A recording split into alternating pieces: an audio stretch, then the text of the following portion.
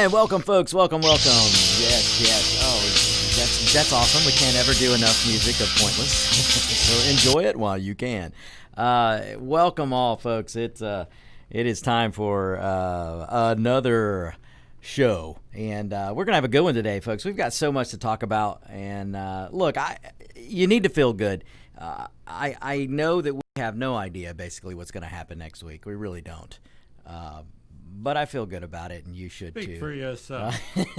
So, well, you know, I like to keep a positive, upbeat spirit, and I'm going to continue that today. But we do have a good show today. I've got lots to get to today, so we'll just jump right in. But again, thanks for listening. You are tuned into America's Web Radio. This is the On Point with Victor show, and I am Victor Armendariz, and you should all learn to say it with me, as I'm sure all of you just did. All right, let's get into some things, folks. I mean, there's so many directions to go in today, and so much I want to get to. So I'll just start going down. I've got a mental list. I've got notes. I've got all kinds of things. I've got the laptop up, and this is not Hunter Biden's laptop, by the way. I do not have possession of Hunter Biden's laptop. The Russians have given me nothing. So let me make that clear. The Russians have given me no information, and neither has China. But folks, if you haven't learned about the Hunter Biden laptop and what's going on, the evidence that's coming out, look, if you're only listening to CNN, MSNBC, and ABC and NBC and PBS, you are being lied to, and you should figure it out for yourself. You should go and do some research, do a DuckDuckGo search, and research yourself the information that's coming out of coming off the Hunter Biden laptop. This 2 or 3 associates, business partners of Hunter Biden. I know 2 of them at least have turned on him, and what I mean by that, you've got one of them in jail. You got one of them that's about to be in jail. And so they're turning state's evidence. They are turning up. They're turning over cell phones. They're turning over emails. They're turning over information to try and get themselves a lighter sentence. Let's be honest. That's what criminals do. When given an opportunity, they can try and bargain for a lighter sentence. And I think that's what's going on now with these guys. One of them did a press conference, which all the news media completely ignored last week, except for you saw some of it on Fox News. I know you heard it from talk radio and some other internet sources. So what I'm telling you is you've got to go out and you've got to investigate for yourself. You should always do this. You shouldn't take one news source's word for it. You should go do investigations on your own and dig up and see what you can find. But folks, there is no denying the evidence that's coming off of this laptop that was Hunter Biden. There is no denying that it's Hunter Biden's laptop. It 100% is, and that cannot be refuted. And now the information coming off, it clearly shows that Biden was benefiting from Hunter Biden's business dealings. So when Joe looks at the camera and says, "I've never accepted $1, well, no, because Hunter Biden is accepting the money. Hunter Biden has accepted millions and millions of dollars from China dealings, from Ukraine dealings. And that some of that money's being funneled to Joe Biden. Where do you think Joe Biden's getting his millions? How do you think Joe Biden became a multimillionaire? Joe Biden, folks, listen to me. Pull in closer to your device and understand this. Joe Biden has been in politics since 1973. Maybe even sooner than that, but I think it was 73. All his life, Joe Biden has 47, 48 years. He has been a politician. You should not be able to get rich from being a politician. It was never meant to be that way. So the question needs to be asked. The question isn't, "Hey, Donald Trump, let me see your tax returns. You private businessman, you man of business, let me see your tax." No, the question should be, "Hey, Sleepy Joe, hey, Biden, you have been in politics for almost 50 years. You have been in politics as a career. I want to see your tax returns. We, the people, deserve to see how you became a multi-millionaire." That should be the question. So, look, folks, I'm not just throwing stuff out there to fire you up. I want you really to pay attention, and I want you to go talk to a Democrat. I know I have some of the Democrats listening now, and I'm about to send them all to their cry closets if they're not there already. But if you are out there and you are a Trump supporter, and look, I don't call you Republicans, and I don't do that anymore because you're Trump supporters. This is Trump's party now. Just as I said, the convention was not a Republican convention in September, it was a Trump convention. And I'm going to get into the Never Trumpers and why I'm making this distinction, because the establishment Republican Party is not the Trump party. The Trump movement is dragging some establishment Republicans along with him. Lindsey Graham, Collins, and Murkowski, and I could name a few. But the Trump movement is dragging some willing participants from the establishment Republican side.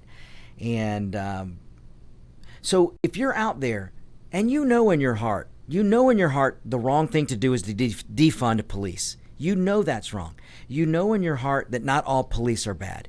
You know in your heart that we need a strong military. You know in your heart that lower taxes will grow an economy, not higher taxes. You've heard Biden say he's going to raise taxes, and he's lying to you when he tells you that only if you make $400,000 or above. That's a lie, folks. If you repeal the Trump tax cuts, the lower class, the middle class, the hard-working middle class, as people like to say, the hard-working blue collar, they're going to get hit very hard with a tax increase. That is the Biden plan. So if you are not a Republican, or you can't bring it to yourself to say, I want to be a Republican, hey, that's fine. I don't call myself a Republican either, but I am a Trump supporter. And it's because of all those things I just told you. If you know that lower taxes is the right thing to do, if you know lower regulation is the right thing to do, if you understand that without an oil industry and without fracking, we don't have an economy. And without that, that means we don't have jobs. And we need jobs. The blue collars need jobs. The white collars need jobs. The college graduates need jobs. Folks, this isn't rocket science. It's very simple. And let me deviate for a minute. One of the reasons that all of Washington hates Donald Trump is because President Trump has come into Washington as an outsider, and he has proven that the wheels can turn in Washington. Things can get done in Washington. Donald Trump is proving that, and the establishment in Washington cannot stand it. They want status quo. The establishment, Democrats and Republicans alike, want to go back to what it used to be. They want Washington Swamp led by a Washington Swamp career politician, because then you can pretend that we're attacking this problem and we're attacking this problem, but you never solve a problem. That's Washington. Because if Washington doesn't solve problems, but they keep trying to solve problems, then they can play footsies with the lobbyists, and they can play footsies with the tax code, and they can pick winners and losers. But if you have somebody like President Trump who's showing that things can get done, that you can turn the wheels of Washington, and you can do it for the betterment of the American people, well then, folks, that just can't be allowed. It just can't be allowed. You've got to ask yourself, why is the entire power apparatus of Washington, the lobbyists, the corporations, the Republican establishment, the Democrat establishment, why are they all against this one president who's never been a politician? He was elected by we the people as a businessman to go in and fix Washington, because we have had decades and decades and decades and decades of career politicians who promise every 2 and 4 years they make the same promises and nothing gets better. Nothing gets solved. But now things are getting solved. The promises that were made by Donald Trump in 2015 on his way to the 2016 election, he kept them. And that can't be allowed. See, the example that President Trump is setting, and the precedent that President Trump is setting, it is not one that the establishment politician wants. The establishment politician can no way, shape, or form allow the American people to go, wait a minute, we can demand results. We can and should hold a politician's feet to the fire. If a politician promises this, then we should demand a result. And when that result is not met, that politician, he or she, should be thrown out of office. You see, this is what the American people are starting to find out in the last 4 years. This is what Donald Trump has done. And if you doubt me, then just take a look at the barrage, nonstop barrage of the number of people that are against Donald Trump. And I mean the Democrats, the Republican establishment, the corporations. That you just look and see, folks. There's a reason why you had the fake Russia story. You had the fake impeachment with the Ukrainian phone call. You've had story after story after story of these horrible, and I'm using air quotes, things that Donald Trump has supposedly done because they want to convince you that, oh my gosh, you just can't vote for him again. That somehow you made a mistake in 2016.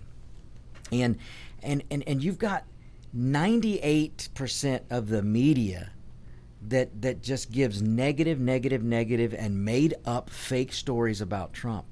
Folks, the media is trying to guide this election. You want to talk about election meddling? It's not Russia that you need to worry about, or Iran or China that you need to worry about meddling in these elections. It is the Washington establishment. It is the never Trumpers, the establishments, the Democrats establishment. It's these people that are meddling the most, and the media, the willing participant, the right hand or right arm of the Democrat Party is the media.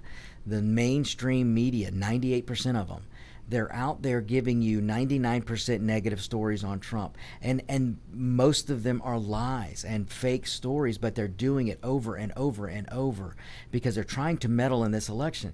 The media, the Democrats, the establishment in Washington, the never Trumpers, are trying to suppress the Trump vote. They want you to think that this race is over. And that, folks, that is a way of meddling in the election. Giving you fake stories and fake polls is a way to make you feel disheartened. They're trying to make the Trump voter say, well, I'm not going to waste my time voting. It's not going to matter. But you know what? The Trump voter is not a typical political voter.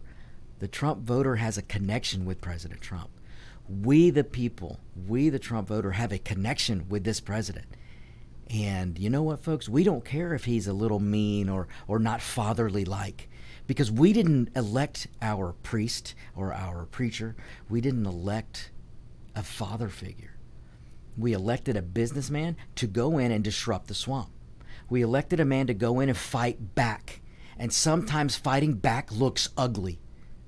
And look, are there things that sometimes Trump will say and tweet that makes me go, oh gosh, why did he say that? Yeah, sometimes, yes. That's sometimes the first reaction.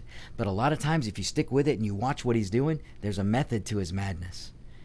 And I am just telling you, folks, for you out there who are on the fence and you know in your heart, you know that Trump kept his promises. You know that you're better off now than you were 4 years ago. You know this in your heart. And you know that lower taxes are right. You don't want your taxes going up. You don't want gas prices going up. You know this in your heart. Then you have to vote for President Trump. Okay, folks, we're going to go to our first break. But when we come back, I am going to tell you the number one Googled search that came after the last debate. The number one Google search. I'm going to tell you that when we come back. Stay tuned. This is America's Web Radio.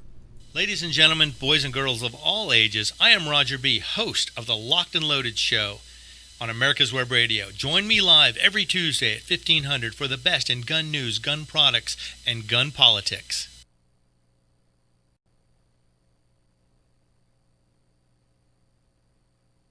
To serve and want to make an even bigger difference, consider joining the U.S. Army. With training in fields like medical care, linguistics, and engineering, an Army career can amplify your efforts with humanitarian opportunities all over the world. Plus, you'll receive competitive pay and incredible benefits, so you'll be taken care of, too. Learn more at GoArmy.com.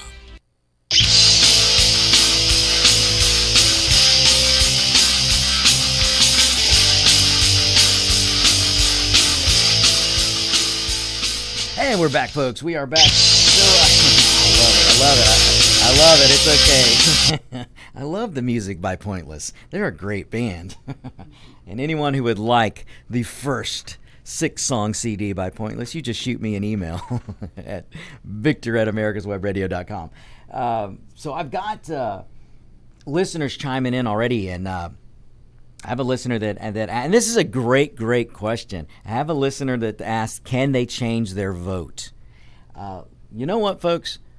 Up until this morning, I did not know, but there are some states that allow you to change your vote. So you can do that this week. I believe New York is one of them. And the reason why I think that, I'm pretty sure this is a sharp listener, and the reason why they brought this up is because of the teaser I left you with in the first segment, when I told you that what was the number one search done on Google after the first debate. Well, folks, the number one search on Google after the last debate was, can I change my vote? And that's a really good question. And folks, up until this morning, I did not know you could. But after a little bit of research, you can in some states. It's not a lot of states, and I don't know which states. I do believe New York is one of them, but you can change your vote. So if you're out there, if you're one of these people out there that I'm talking about, that I was talking about in the first segment, where you're just not a normal Republican voter, and you just can't seem to bring yourself to, gosh, I have to vote for a Republican.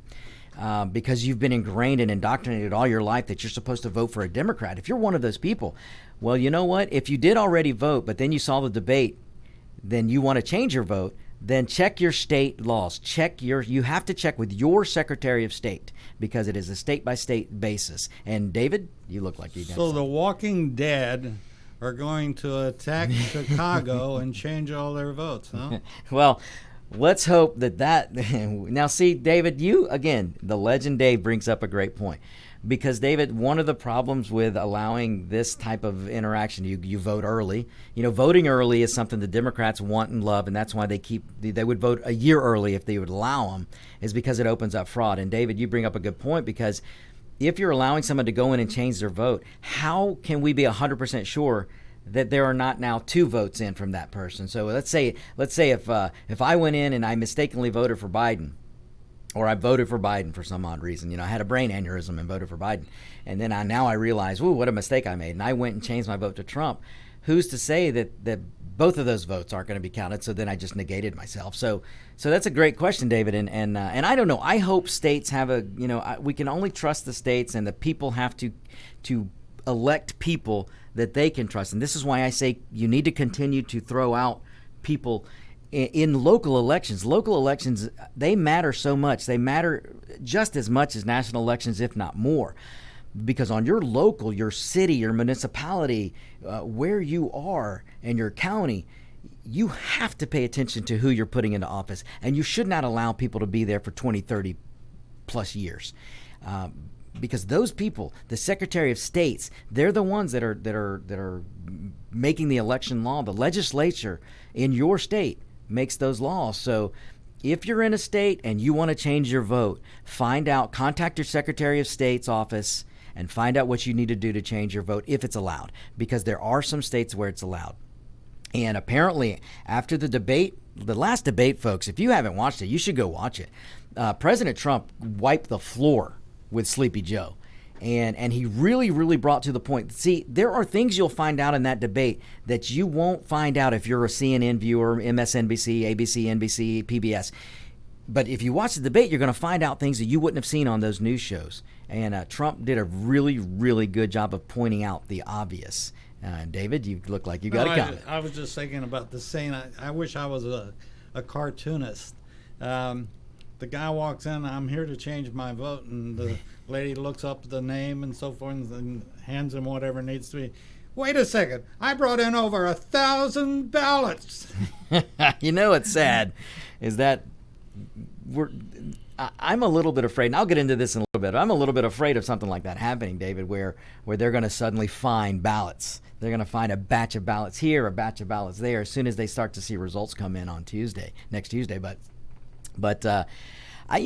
we got to have faith that we have poll watchers. We got to have faith in the system, and if there are problems, then we're going to have to fix them. I must say, you voted early. I voted yesterday, and I obviously I know Georgia's system. I don't know Alabama's or Tennessee's or South Carolina's. Mm-hmm. But I was, and they started the new thing of making a copy of your ballot. Yep. Which I think you get is a great. printout. Yeah. And then they register it or whatever you want to call it. And I'm not saying it's foolproof. I'm sure Biden or Hunter or somebody could find a way to screw us, but no, I thought it was pretty. Yeah, as far as I know, the system, it worked. When I went to vote, David, it was as easy as could be, and there was a printout, so I could look at the screen, I could look at the printout, and I verified 3 or 4 times because I am paranoid, and I want to make sure that my vote was what I put. So I double checked 3 times the screen, and then I double checked 3 or 4 times the printout. So I do like the system. I like having that in my hand. I don't know what happens here in Georgia after you go, if you make your ballot and they put a sticker number on it and they told me which machine to put the paper ballot in. I don't know what that means, and I'm going to have to find that out. But it does seem like voting in person is the most secure way to do it. It gives you a trail. And because there's a trail. And I do believe that's why a majority of Trump supporters will be voting on voting day. And I myself would have voted on voting day, but I'm going to be out of town, which is a horrible thing because I'm actually going to miss next Tuesday. But we'll do a best of, I'm sure. If I can do it remotely, though, maybe we'll work on that. So maybe I'll be there, folks. But anyway, so I do feel like that the most safest way to vote is in person. And so if you voted early, fantastic. Just do it in person. If you're waiting for November 3rd, understand that you might have to wait in 2 or 3 or 4 hour lines. Make sure you do it. It is worth it. We have to vote, and you've got to take a friend or family member. You've got to try and round up some other Trump voters and take them with you. We just cannot risk losing this election. And look, folks, there's going to be fraud. We know there's fraud every time. Despite what the media tells you, there's fraud. Fraud has been around in voting for years. And the way to beat fraud is turnout. Turnout. So that's why if you have a friend that says, yeah, I like Trump, but I don't want to go get in line to vote, you make them go get in line with you. Make them go vote. Go early. There's not that long lines right now. This week actually is a good week to do it. If you have a family member that says, you know what, yeah, Trump is right. Yes, I'm better off now than I was 4 years, but I don't want to go deal with voting. You make them go vote. Make them go vote and just offer. And what I mean by that, folks, is don't get in an argument. Just offer to drive them. Say, hey, look, you know what? Go with me. I'm going. Let's all get in the car. I'll drive us. We'll go vote. And then we'll go to lunch after, and we'll all talk about how great the next 4 years is going to be. So, it doesn't hurt. You can do your part, Not everybody can send money to the Trump campaign or the Loeffler campaign or the Collins campaign. But what you can do is you can encourage people to vote. If you take 1 or 2 people with you to vote and that's a trend, then, folks, this election is going to go great. And that's what you can do. If you can't afford to send money to a campaign, that's okay. If you can't afford to go knock on doors because you don't have time, that's okay. But take 1 or 2 people. If everyone took 1 or 2 people with them to vote, and then that's going to be huge. It's going to be huge, folks. So and this, I know you hear it every year that this is the most important election and this is the election of a lifetime. But you know what, folks? This really is this election this year, 2020. For all intents and purposes, it is probably one of the most important elections you'll ever vote in, because this election, it isn't really about Biden and Trump.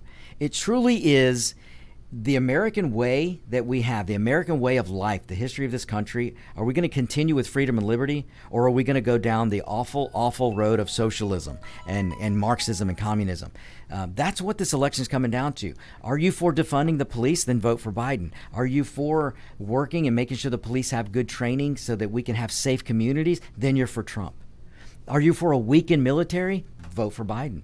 Are you for a strong military? You want this country to be feared. You want the military might of this country to be feared. Now, let me elaborate on that. I'm not saying that the United States should be a mean country, because we're not. We're the most giving country on the planet, and no one can refute that. But we need to have the baddest, meanest, most just incredible military on the planet. We need that, because that's the only reason that we can keep a global community that's let's just say nice to each other, is because they fear the might of the United States. A United States of strength promotes promising economies across the world. A strong United States promotes freedom and liberty. A strong United States lifts all economies, folks. It's just true. If you're one of those globalists, let me tell you the best way to help the globe, the best way to help third world, fourth world countries is for the United States to be strong, for the United States to be the beacon of freedom and liberty that it's meant to be. A strong economy in the United States, a togetherness of Americans who are working, they have plentiful jobs, and they're making money. That's what's going to help the global community. Because the American people are the most giving people on the planet. And when the American people are earning and can take care of themselves, when the American people can take care of their own, then we willingly will help to take care of the world. We feed more people in this world than any other country on the planet. And we can only do that if we're strong. So, folks, this election is really simple. I want you, look, don't think of it as D's and R's. Don't think of this election as, I got to be with Trump and a Republican and blah, blah, or I'm a Democrat and I know Biden doesn't know where he was yesterday, but I got to vote D. Don't think of it in those terms. Think of it as you're an American. Do you want to remain free? Do you want liberty to reign the day?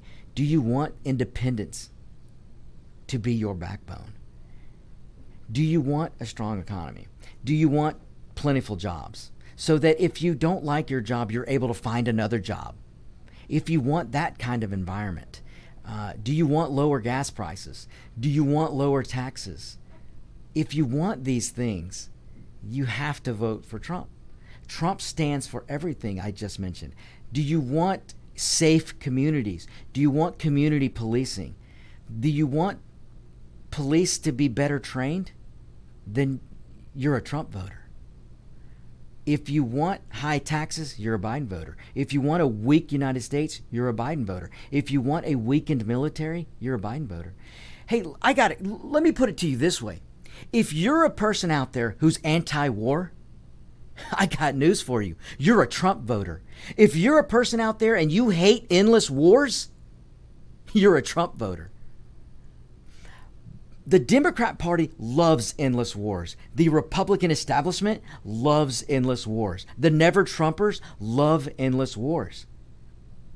So if you are truly anti-war and you truly do not want to be bogged down in endless wars, you're a Trump voter. It's that simple. Donald J. Trump is the first president in a long time, maybe my lifetime, who has not entered us into a new conflict. He's actually pulling troops out of endless wars. He's doing that, folks. And you have to sit back and look and say to yourself, if your number one issue is you don't want any more wars and you don't want endless wars, you're a Trump voter. And you know what's great about President Trump is he does the Roosevelt Creed. Speak softly, but carry a large stick. That is Trump's vision and his foreign policy. Ladies and gentlemen, Trump's foreign policy is kicking the butt of career politicians' foreign policies. Donald Trump has done more on foreign policy in the efforts of peace than Clinton did, Bush did, Obama ever did, Biden, any of them, folks. You have to get past this crap of people telling you that you need to make a decision on your emotions, that you need to throw Trump out because he makes a mean tweet. Ask yourself, folks, why aren't they telling you to vote for policy? They're not telling you Trump's policies are bad. They're just telling you that he's mean. Think about that for a minute. As we go to this next break, we will be back. You're listening to America's Web Radio. This is On Point with Victor. McAllister's Auto Transport is a privately held company celebrating our 75th anniversary this November, specializing in enclosed-only transportation to the OEM, personal, snowbird market, and our favorite market of all is the collector market. Give us a call at 800-748-3160, or you can reach us on the web at mcallisters.com, and that's MCCOLLISTERS.com. Large enough to handle all of your transportation needs, small small enough to provide you the old town, old school service that you come to expect when you're moving your baby.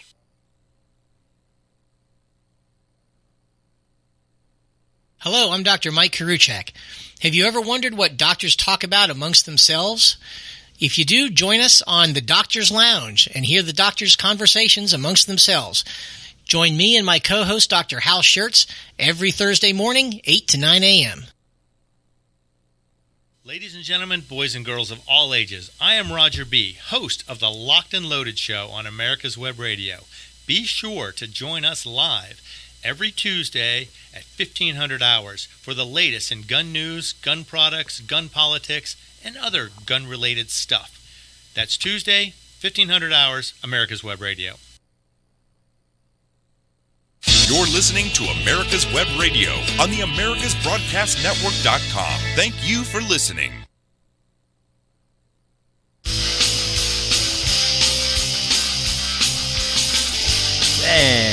And we're back, ladies and gentlemen. We are back. Look, I wanted to give a shout out to some listeners in Tennessee.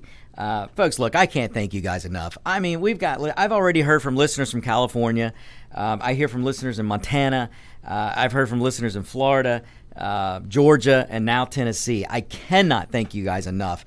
But I do want to shout out to the Tennessee. I have a listener in Tennessee that pointed out, you know, voting can be a good social outing. There may be a 2-hour line, and in Tennessee, apparently there's hour to 2 hours, maybe 3 hours you're waiting to vote. So take a friend, make it a social occasion. You're going to be standing in line, so you might as well enjoy it. With the mask. Yeah, and as legendary Dave said, you put on your mask. So, you know what?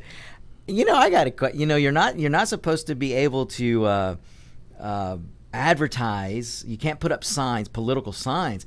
But can you wear a Trump 2020 mask? If they require masks. Now, I'll say here in Georgia, they did not require masks to go vote. But if they did require, or at least at my polling place, they did it.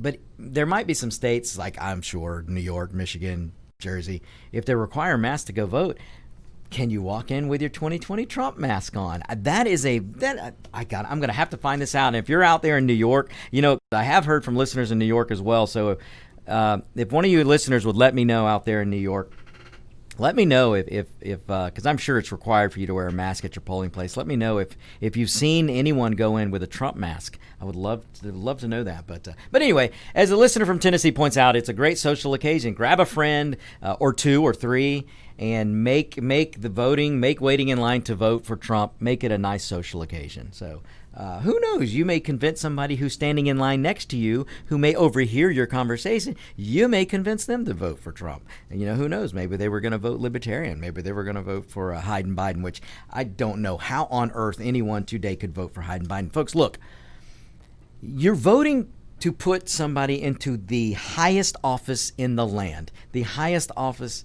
on the planet, and that's the President of the United States.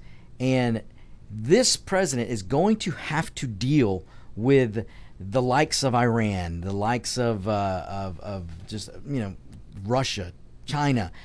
These are not our friends. North Korea, not our friends. China, not our friends. Russia, not our friends. Iran, not our friends.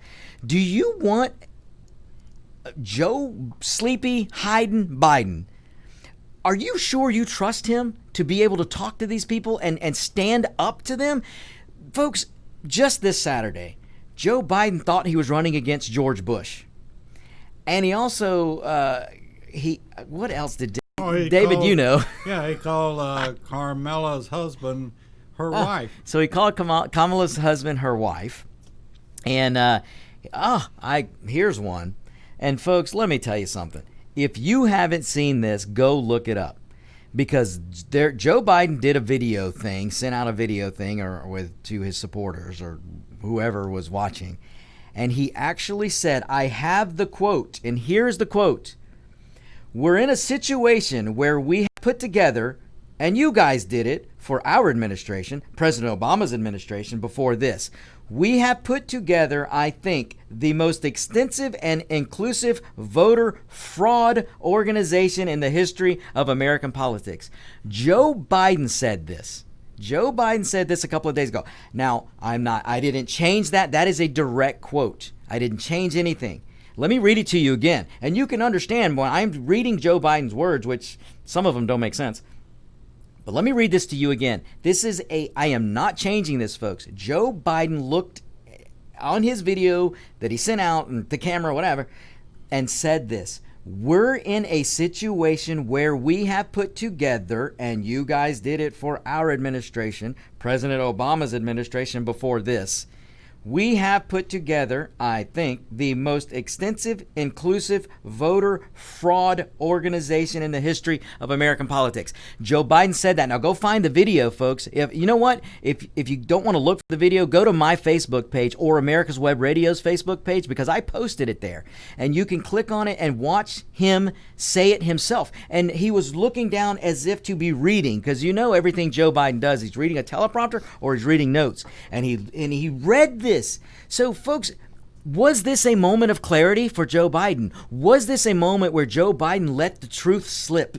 Because he actually said that they had the most extensive and inclusive voter fraud organization in the history of American politics. Now, we know that mail-in voting Democrats push because they want fraud. We know that Democrats hate voter ID. They hate it. Now, why everything else you do in this world, in this country, you have to show a driver's license. But somehow the Democrats say, if you have to show your license to vote, you're racist. So sometimes with you go buy anything for your credit card, you got to show your license. That's not racist. You go buy a car, you have to show your license. That's not racist. You order cable or anything else, you have to show ID. That's not racist. But somehow showing an ID to vote, one of the most, if not the most important thing that we do in our republic. Notice I did not say democracy, because we're not one. The most important thing to do in a republic is to vote. And somehow requiring to prove you are who you are to vote, somehow that's racist. That's the Democrats, folks. So we know they want fraud. They want the system to be fraud enabled. And now we just had Joe Biden on video. And look, folks, please go look this up. Go to America's Web Radio's Facebook page. Go to my Victor Armendariz. You can find my Facebook page. I posted it there. Or go to YouTube and just search Biden fraud or Biden admits fraud. Go search that on YouTube and this video will come up. And this is not a doctored video. This is Joe Biden himself speaking to whatever supporter was listening. And he told them that this is the most extensive and inclusive voter fraud organization in the history of politics. Now, folks, look, did he make a slip up? Maybe. But did he slip and have a moment of clarity?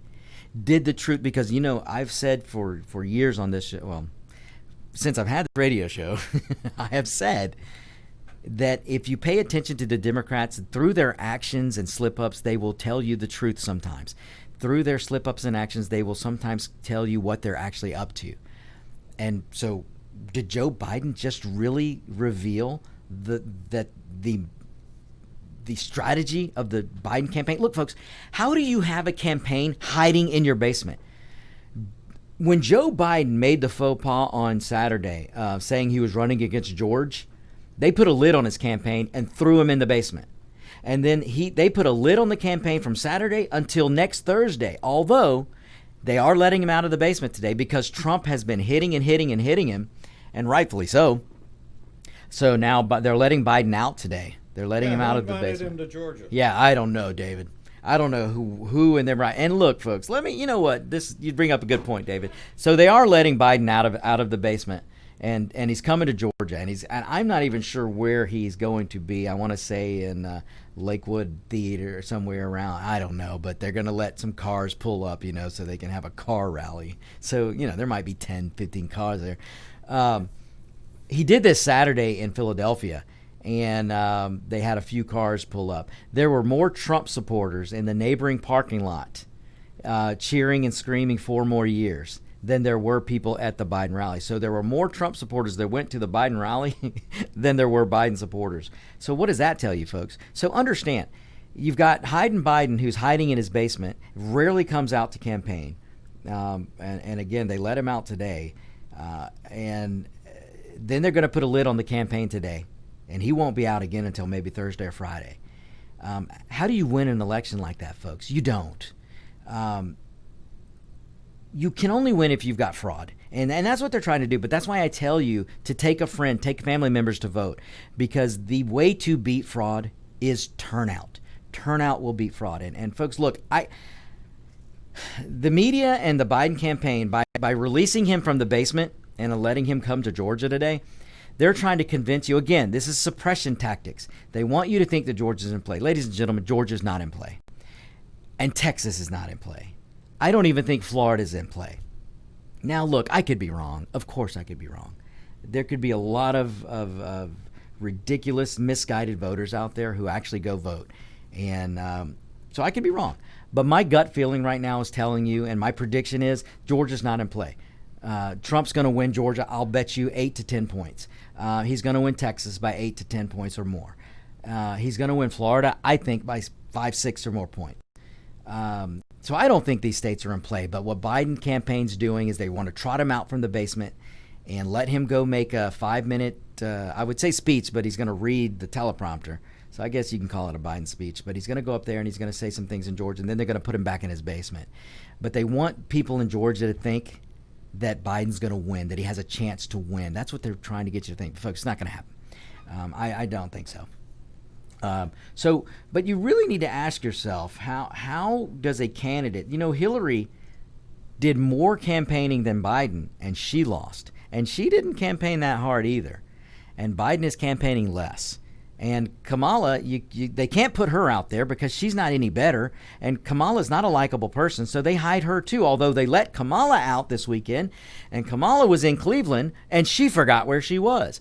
Because if you watch this video, you can see her in the beginning. You hear her go, "Are we in Cleveland? Are we in Cleveland?" And then her handler said, "Yes, Kamala, you're in Cleveland." And then she runs out and goes, "Oh, hello, Cleveland," like she knew where she was. So look, folks, I could be wrong.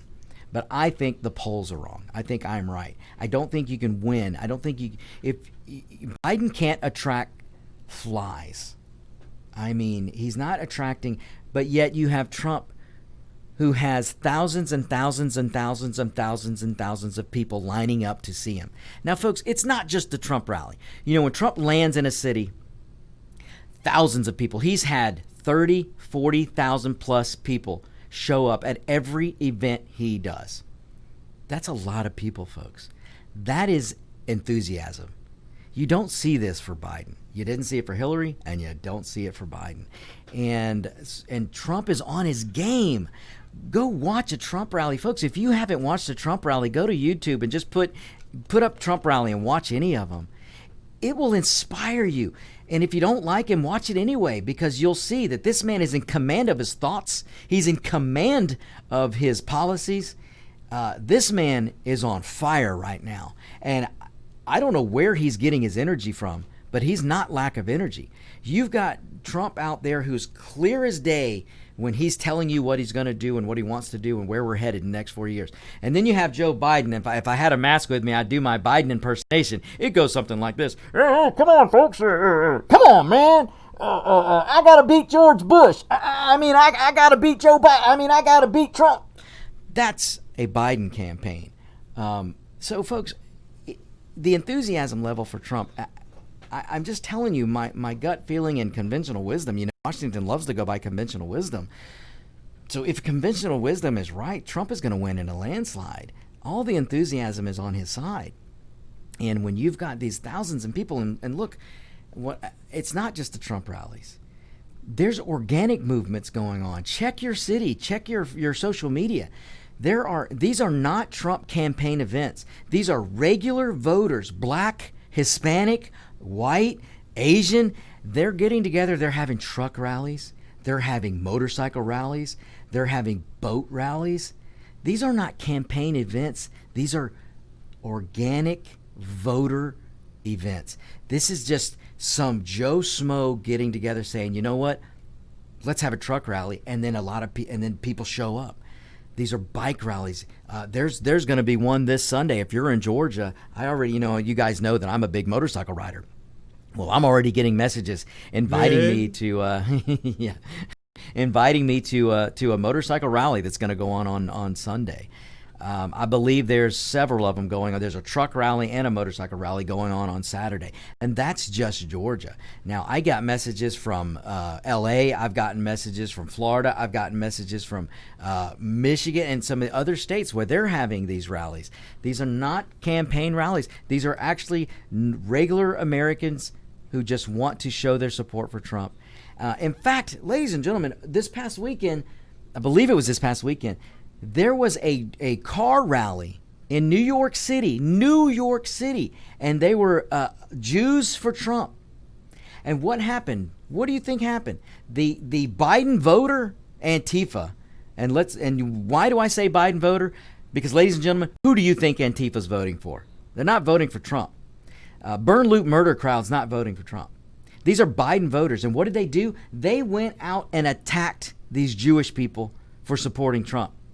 So if you are, and please listen to me, because look, I have Jewish heritage. I have lots of friends who are Jewish.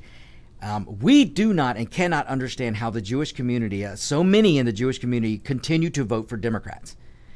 And if you don't see a Trump supporter attacking Jewish people, but I can show you on video from New York City the Antifa Biden voter attacking Jewish people, because the Jewish people in this convoy happen to support President Trump.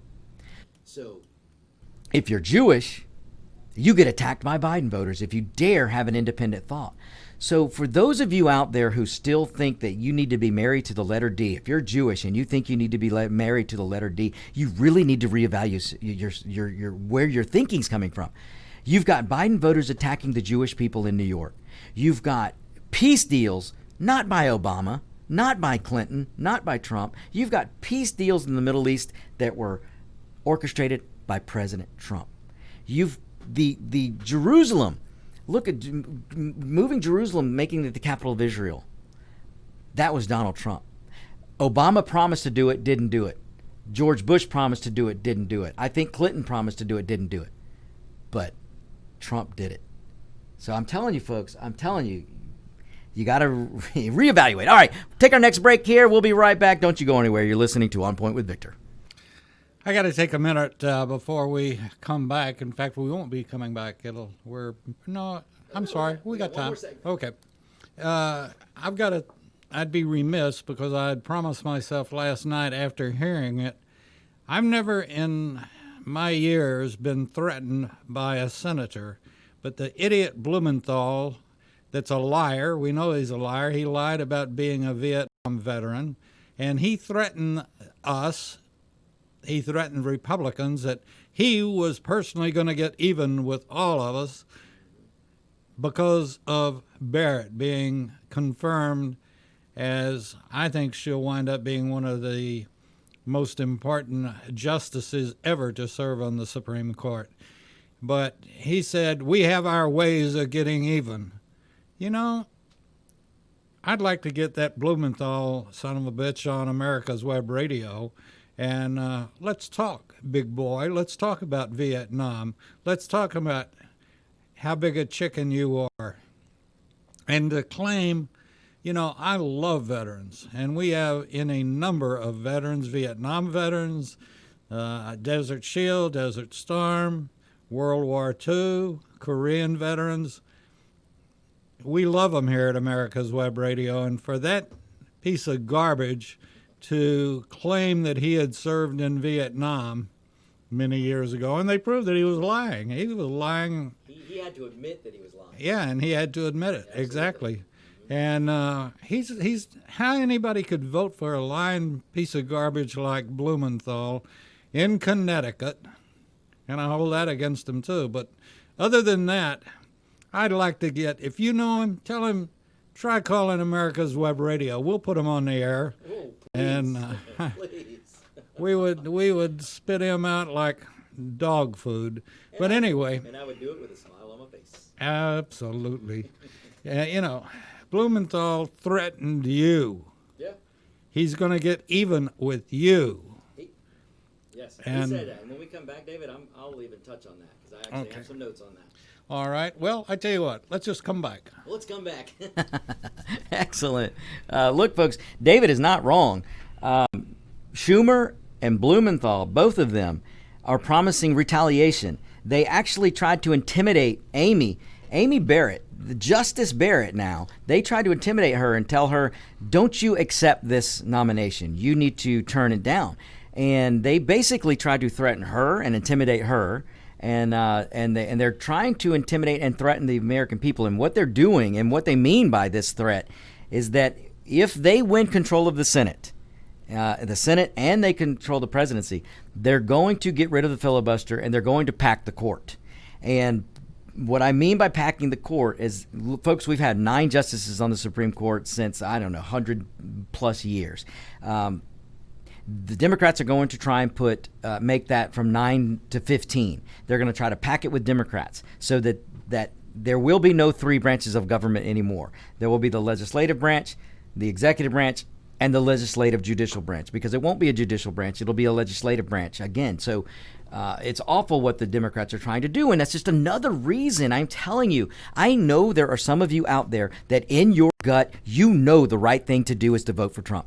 I know there are some of you out there that think that you don't, you've heard a lot of crap, or you just yourself, you don't like some of the things that Trump says, or you think he's mean, or you don't think he's on a pedestal as high as you think you are morally. Let me put it that way. But I know deep down you know the right thing to do is to vote for Trump. And it's because of reasons like this. You've got politicians who are elected by the people and supposed to represent the people. They're not supposed to be all powerful, folks, but they think they are. But you've got Democrats who are threatening you. They work for you, ladies and gentlemen. These Democrats work for us, but they feel so comfortable in their power that they're threatening you because they don't like the way you voted. They don't like you being independent. Ladies and gentlemen, think about it. Why would you support a party in this country, the Democrat Party? Why would you support that party if they're against individuality? If you show the slightest bit of independent thought, the Democrats don't like you. You're their enemy. If you're a successful black man, the Democrats don't like you. If you're a successful black family, that means you're a typical nucleus family. You have a black father, mother. And look, folks, it doesn't matter if you're white, black, whatever. I'm just using this as an example.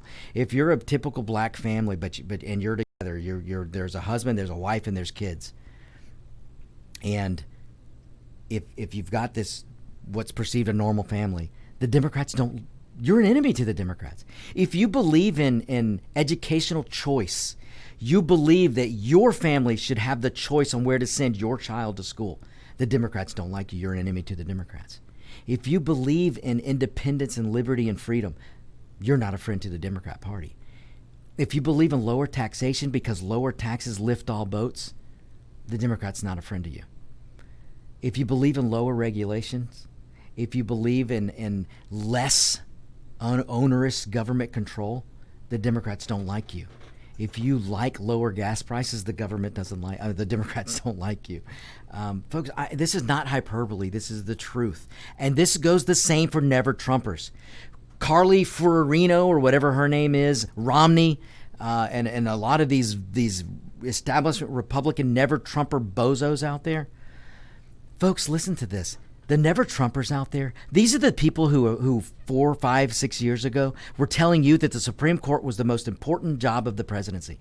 These never Trumpers were out there. These so-called conservatives were telling you that it's so important that we get constitutional judges on the Supreme Court. They were telling you that it was so important to get text. What's the word? Just constitutional Texas. I'm not saying that right, but originalist. That's the word I'm looking for. You're looking for originalist. That's what we need on the Supreme Court. That's what the never Trumpers and so-called conservatives were telling you 5, 6, 7, 8 years ago. For years they were telling you that. But let an outsider like Donald Trump get elected, and all of a sudden, these never Trumpers, they don't care about the Supreme Court anymore. They don't care about lower taxes anymore. They don't care about small government. And when are any of these politicians, including President Trump, when are they going to start talking about the debt? We have a 29 approaching $30 trillion debt. It's about time that we start forcing politicians to start talking about the debt. Now, I'm not blaming Trump for the debt this year because, my gosh, we had to do what we had to do because of this virus. But I would like to hear Trump start talking about the debt. And I know he's talked about it a little bit, but I'd like to hear more from him. But you're not going to hear the Democrats talk about the debt. You're not going to hear Never-Trumpers talk about the debt. You're not going to hear these establishment Republicans talk about the debt. So, folks, I am telling you, please hear me. If a Never-Trumper comes up to you and tells you not to vote for Trump, you need to tell them to go pound sand because they're not conservative and they never were. Because probably the greatest thing to come from the last 4 years, from Trump's first 4 years, probably the greatest thing to come of it, folks, are his 3 appointments to the Supreme Court. Justice Barrett is nothing short of amazing. And folks, she's a woman. She's a woman who has a husband and 7 children, but yet she still can have a career. The Democrats don't like that. I thought all women were to be believed. I thought that all women were we were supposed to choose based on gender or based on a color.